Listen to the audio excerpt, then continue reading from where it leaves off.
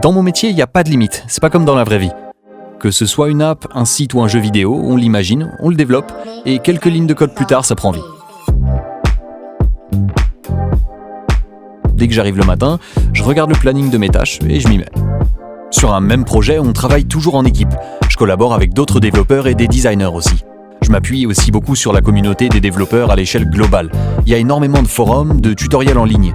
C'est un peu mes coworkers aussi. Parfois, je bloque sur un aspect et c'est un développeur qui habite à l'autre bout du monde qui me vient en aide. C'est précieux de pouvoir compter sur une communauté globale.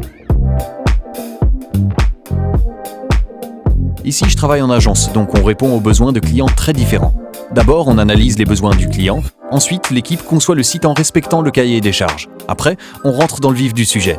On commence à rédiger des lignes de code pour constituer petit à petit les différentes parties du site. Quand le site est entièrement codé, on le teste aussi bien dans son fonctionnement technique que dans sa cohérence visuelle. D'abord et avant tout, le sens de l'organisation. Il faut être rigoureux dans la gestion des fichiers, dans l'écriture du code, sinon on galère trop. Il faut être curieux dans ce métier. Les technos évoluent tellement vite, je suis toujours motivé pour apprendre des nouveaux langages, pour faire de la veille. Et enfin, tu dois être patient. Quand on débug, on peut bloquer sur un truc pendant des heures, et même parfois des jours.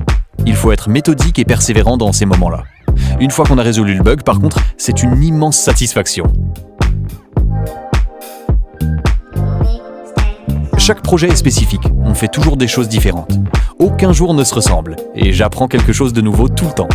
Aujourd'hui, on peut apprendre tellement de choses en ligne. Internet, c'est un peu déjà une école. Maintenant, avec le travail en distanciel, on a la liberté d'organiser sa vie un peu comme on le souhaite. Comme développeur, ton bureau, c'est ton ordi, donc tu peux travailler de n'importe où.